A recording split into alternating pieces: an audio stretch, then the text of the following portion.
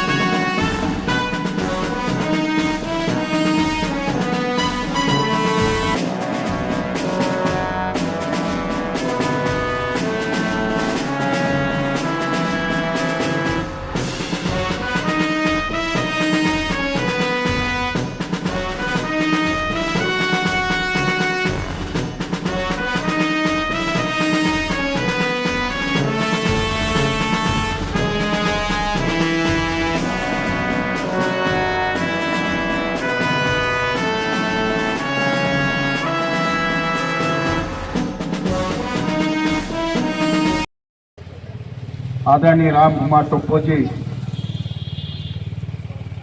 पधारे हुए हैं। एक बार जोरदार तालियों से उनका स्वागत करेंगे। साथ में हमारे भारतीय जनता पार्टी के मैन पार्ट के मंडल अध्यक्ष श्री राम यादव जी, उपाध्यक्ष रुपेश गुप्ता जी, हमारे पत्रकार कुंज बिहारी जी।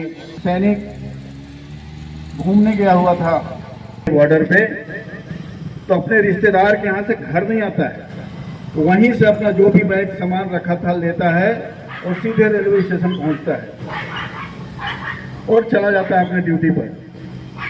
मेरे कहने का मतलब, सेना के जवान का जो जिंदगी होता है वो देश के लिए होता है, उसका जो परिवार होता है पूरा के लिए कोई मायने नहीं रखता है। अपने बच्चों के सपनों को छोड़कर वो पूरे देश के सपनों के लिए जीता है और वीर गति को प्राप्त होता है। ऐसे शहीदों को हमें बार बार नमन करना चाहिए। मैं तो कहता हूं, जब कभी भी ऐसा स्थिति आए और कोई जवान वीर गति को प्राप्त हो तो उसकी पहली बरसी पे ही उसका स्मारक बन जाना चाहिए, ताकि लोगों को ये पता तो चले कि आज हम चैन से जो घर में सो रहे हैं उन जवानों के चलते सो रहे हैं।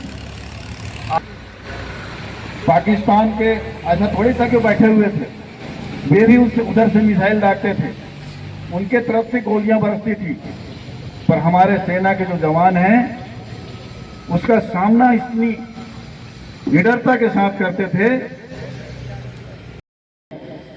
ताकि लोग उनके परिवार के बारे में जाने समझें, जिन्होंने इतना बड़ा कुर्बानी दिया है। हमारे बीच माननीय पुलिस अधीक्षक महोदय पधारने वाले हैं। तत्पश्चात हम आज के कार्यक्रम का शुभारंभ करेंगे। कुमार टोप्पो जी मंच पर विराजमान है। मैं चाहूंगा जोरदार तालियों के साथ सम्मानित विधायक जी का अभिनंदन करेंगे। और मातृशक्ति के रूप में हम लोगों के बीच में शहीद की उनकी पत्नी भी उपस्थित है। उन सबका, पूरे सपरिवार का, हम सब रोपा खार वासी आप सबका बहुत बहुत अभिनंदन करते हैं। मैं सर्वप्रथम विधायक जी का अभिनंदन करेंगे। ऐसे पुनीत कार्य के लिए सम्मानित विधायक जी ने जो समय और जो स्थान चुना उसके लिए हम आभारी हैं। शहीद परिवार को जिनको हमको सबको नमन करना चाहिए। इनके गणेश जी पुष्प देकर स्वागत करेंगे। पुत्र हमारे शहीद के पुत्र देव प्रसाद तिग्गा जी करेंगे। आपसे आग्रह करूंगा कैलाश तिग्गा जी का अभिनंदन स्वागत करेंगे। हम लोग के बीच बच्चों बाई चाची आप भी यहाँ पे विराजमान हैं, आपका भी महान सर अभिनंदन करेंगे। हम लोगों के बीच में अमूल्य समय सम्मानीय पुलिस अधीक्षक महोदय सम्मानीय राजेश अग्रवाल जी ने निकाला है, उसके लिए भी उनका बहुत बहुत अभिनंदन है। इस पंचायत की उपसरपंच होने नाते, और मैं कहूँगा जोरदार तालियों के साथ लगातार अभिनंदन आप लोग करते रहें। मंच पर विराजमान सभी साथियों का, सभी वरिष्ठ जनों का बहुत बहुत अभिनंदन है। उसी कड़ी में सम्मानीय विधायक जी ने जो ये हमारे मैनपाट ब्लॉक के ही काराबेल में और आज हमारे रोपा खार में हमारे जो शहीद बलराम तिग्गा जी हैं, इनका जन्म तत्कालों में हुआ और सीतापुर में स्कूल में पढ़ाई करने के बाद सीआरपीएफ की 156वीं बटालियन में ये भर्ती हुए। भर्ती होने के दौरान बारामूला कश्मीर में इनके जीवन का परिचय सम्मानीय अतिथिगण देंगे। मैं अपनी तरफ से सिर्फ सम्मानीय हमारे शहीद सर्चिंग के दौरान उन्हें आतंकवादियों ने अपना हथियार से उनको शहीद किए, और उस शहीद के बाद जो 2010 में जब वो शहीद हुए, शहीद के बाद किसी भी सरकार के लोगों ने और न ही किसी जनप्रतिनिधियों ने उनके परिवार के प्रति और न उनके प्रति पूरी जिम्मेदारी के साथ उनकी चिंता नहीं की। शहीद परिवार, अभी कल रात में हम लोग बात कर रहे थे उनके सुपुत्र से, तो उनका कहना था कि जिस दिन उनका पार्थिव शरीर आया था उस दिन कुछ चंद नेता लोग आए थे।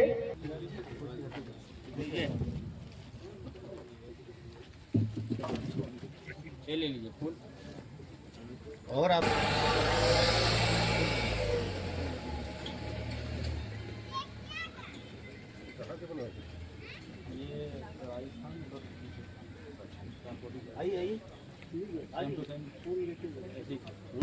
भारत माता की। शहीद बलराम अमर रहे, शहीद बलराम तिग्गा अमर रहे। भारत माता की। आज हमारे विधायक बनने के बाद बहुत तेजी से हमने एक सर्वे करवाया और शायद इस सर्वे की इंतज़ार काफ़ी समय से था। उसके बाद स्मारक बना, उसके उपरांत भी कुछ एक परिस्थितियों, चुनाव आचार संहिता या अलग अलग कारणों से ये विलम्ब होता रहा और आज एक ऐसा अवसर आया है कि हम सभी आज यहाँ एकत्रित हुए हैं और ऐसे हमारे देश के शहीद वीर जवान को आज हम नमन कर रहे हैं। आज इस अवसर पर उपस्थित शहीद बलराम तिग्गा जी की धर्मपत्नी श्रीमती गौरी मुनि तिग्गा जी, उनकी पुत्री मंजू खलखो जी, पुत्र देव प्रसाद तिग्गा, पुत्र शिव प्रसाद तिग्गा जी, आपके पूरे परिवार को मैं नमन करता हूं, स्मरण करता हूं। आज उपस्थित हम सभी के बीच में आज जिस विभाग से, जिस यूनिफॉर्म से आज हम जिनको सलाम कर रहे हैं, आपके नेतृत्व में सरगुजा जिला निश्चित ही सुरक्षा की ओर और सुदृढ़ हो रहा है। ऐसे हमारे बीच राजेश अग्रवाल जी, जिला के कप्तान, एसपी साहब, हम सभी के बीच में उपस्थित इस क्षेत्र के जनपद के उपाध्यक्ष श्री अनिल सिंह जी, रजनीश पांडे जी, जमुना यादव जी, रामाशंकर चतुर्वेदी जी, त्रिवेणी यादव जी, सरजू यादव जी, गुलाब यादव जी, श्री राम यादव जी, कुंज बिहारी गुप्ता जी, मुन्ना महाराज जी, उपस्थित एसडीओपी साहब, थाना के प्रभारी और उपस्थित सभी पुलिस के जवान। आज का कहा जाता है कि दान तो हम सभी किसी न किसी रूप में हर चीज का करते हैं। कोई पैसे दान करता है तो कोई संपत्ति दान करता है, कोई अपना वक्तव्य दान करता है तो कोई अपनी जीवन दान करता है। लेकिन आज मैं शहीद बलराम तिग्गा जी की पत्नी को मैं बारंबार नमन करता हूं, उनके पुत्र को नमन करता हूं, क्योंकि आपने तो अपना सिंदूर दान किया है, इसलिए हम पूरे सीतापुर की तरफ से आपके इस दान को हम नमन करते हैं। इस शब्द का कोई व्याख्यान नहीं हो सकता है, क्योंकि मैं मानता हूं कि कश्मीर जिसका नाम स्वर्ग के रूपी गिना जाता है, जिस स्वर्ग की रक्षा में हमने अपना पीढ़ी बलिदान दिया है, और आज इस अवसर पर हम उपस्थित हैं कि पूरे 14 साल माने शहादत की वो कड़ी के लिए हमने इंतजार किया है। मैं अपने आप को बहुत गौरवान्वित महसूस करता हूं कि इस क्षण के लिए, उस पल के लिए, इस 2023 का जीत जो है ना अमर हुआ है। और आप सबको पता होगा कि जब हम चिन्हित कर रहे थे जगह, जब हम सूची निकाल रहे थे, तो ऐसा जगह चिन्हित कर रहे थे कि सबसे ज्यादा अगर कोई मैन पार्ट इस सीतापुर में आए तो सबसे पहले नमन हमारे शहीद वीर जवानों को करना चाहिए, ताकि लोगों को ये तो पता चले कि सीतापुर वीरों की धरती है, बलिदान की धरती है। और आज हमने ऐसे जगह पे इनको, इस स्मारक को स्थापित किया है। आज मैं बताना चाहता हूं कि आज से पहले केंद्र रिजर्व पुलिस बल की यूनिट बरसी में, हर एक बरसी में घर में आके उनको सलामी देकर जाती। पिछले बार भी आए थे, डिपार्टमेंट ने हमको संपर्क किया था। लेकिन आज उनके पास, पूरे विभाग के पास, हम सब के पास एक ऐसा स्मारक है, जीता जाता स्मारक है। मैं अभी माता से पूछ रहा था कि शहीद बलराम तिग्गा जी क्या ऐसे ही दिखते थे? उन्होंने कहा हाँ बिल्कुल ऐसे ही दिखते थे। सोचिए कि हमने उन्हें जीवंत स्थापित किया है, ये अभी जीवित हैं। एक भारत देश का एक सरहद है, आपने सुना होगा कि आज भी वहां जो सैनिक हुआ करते थे उनकी आत्मा वहां जीवित है, वो गए नहीं है कहीं। आज भी उस सरहद पे अगर पाकिस्तान का गोले बारूद आते हैं तो फटता नहीं है। ये प्रचलित कहानी और वास्तविकता है। तो सोचिए कि सैनिक हमारे शहीद जरूर हो जाते हैं, लेकिन उनकी आत्मा किसी न किसी रूप में इस देश की सुरक्षा में, हम सभी की समाज की सुरक्षा में जीवित है। इसलिए हमने उनको ऐसा स्थापित किया कि वो जीवंत हैं। बरसी के दिन हर एक साल केंद्र रिजर्व पुलिस बल की यूनिट यही सलामी देने आया करेंगी। हम सब उनके शहादत को नमन करेंगे, उनके वीरता को याद करेंगे। और आज इस अवसर पर मैं आप सभी के समक्ष इस चौक को शहीद बलराम चौक के नाम से करने की घोषणा करता हूं। और इस चौक से जाने वाले इस रास्ते को इतना सुंदर सजाएंगे हम, ताकि सबको पता चले कि ये शहीद बलराम तिग्गा की ओर जाने वाला रास्ता है। इसलिए इसके भी हम घोषणा करते हैं। इस अवसर पर हम सभी केवल आज के ही दिन नहीं, जिस तरीके से मैं जानता हूं कि कई 15 अगस्त 26 जनवरी के दिन हम शहीदों को नमन करते हैं, हमारे देश की तिरंगा को नमन करते हैं, लेकिन बाकी समय, कई बार ऐसे समय आता है, देखा जाता है कि तिरंगा झंडा अगर झुका है तब भी हम ध्यान नहीं दे पाते हैं। लेकिन शहादत को सही नमन तभी होगा जब भी यहाँ गुजरे तो इनको नमन करें, इनको याद करें और इनके जीवन की जो गाथा है हम अपने बच्चों को सिखाएं कि एक शहीद जो है ना किस लिए देश को शहादत देता है। मैंने अपने जीवन काल में जो 4-4.5 साल एक कमांडो यूनिट में था, मेरे एक साथी बिल्कुल करीबी, मुझे हमेशा कहने वाले, ऐसे हमारे बड़े भाई के रूप में हुआ करते थे वो, जब भी मैं रात को पेट्रोलिंग में कहीं निकलता, गश्त में निकलता, अगर वो नहीं जाते तो कंबल से सिर निकाल के बोलते कि टोप्पो तुम बहुत आगे आगे भागता है, अपना ध्यान रखना। लेकिन मुझे बेहद दुख हुआ कि 2020 की वो 2 जुलाई की रात मैं जब छुट्टी में था तो उस समय उनकी शहादत हो गई। आज भी उस परिवार से मेरा बात होता है। तब मैं समझा कि एक शहादत जो है सैनिक, फिर भी सोचिए कि हमें पता होता है कि मौत के मुंह में जा रहे हैं, अंदर आतंकवादी है, गोली चला सकता हूं, लेकिन जब एक इनकाउंटर टीम या सुरक्षा के जवान, आप देखना कभी पीछे नहीं हटता है। मैंने बहुत गहराई से स्टडी किया है इस विषय। लोग बोलते हैं कि मैं अंदर जाऊंगा साहब, मैं अंदर जाऊंगा साहब। मैंने एक अजीब सा जुनून है देश के लिए, और ये जुनून की गाथा केवल वर्दी पहनने वाले ही बता सकते हैं। एसपी साहब ने बहुत जुनून के साथ हम सभी को इस वर्दी की गाथा को बताई। मैं हमेशा बोलता हूं कि वर्दी में पता नहीं ऐसा क्या है कि जंगल में सो जाओ सांप नहीं काटता है। आप ये कहानी नहीं सुने होंगे कि किसी सैनिक को सांप ने काटा, बहुत रेयर केस में ऐसा हुआ होगा। लेकिन आप सोचिए कि वाकई में इस वर्दी में कुछ ना कुछ तो है। तो बाद में रिसर्च में पता चलता है कि कुछ ना कुछ तो है, लेकिन हम सभी भारतवासियों के 140 करोड़ जनता का आशीर्वाद, और उनका आशीर्वाद और नमन और सारा चीज उनके साथ। साथियों, उपस्थित सभी बुजुर्ग जनों, माताओं, बहनों, एक सैनिक होना आसान नहीं होता। आज शहीद बलराम तिग्गा जी शहादत तो जरूर हुए, लेकिन इस पीड़ा को जब तक वो थे तब तक उनका परिवार भी सहा होगा। जब वो छुट्टी आने के बाद चले गए होंगे, तब आंसू बहा के गए होंगे, तब उनकी पत्नियां रोई होंगी, उनके बच्चे रोए होंगे। जब छुट्टी आने की इंतजार किए होंगे, जब वो आए फिर चले गए, तो ये दुख की घड़ी जो है ना, जब तक सर्विस में थे तब तक रहे होंगे। लेकिन आज इस आंसुओं के साथ उन्होंने तो हम सभी का सीना ऐसा चौड़ा कर गए हैं कि आने वाली पीढ़ी दर पीढ़ी इनका नमन करेंगे हम।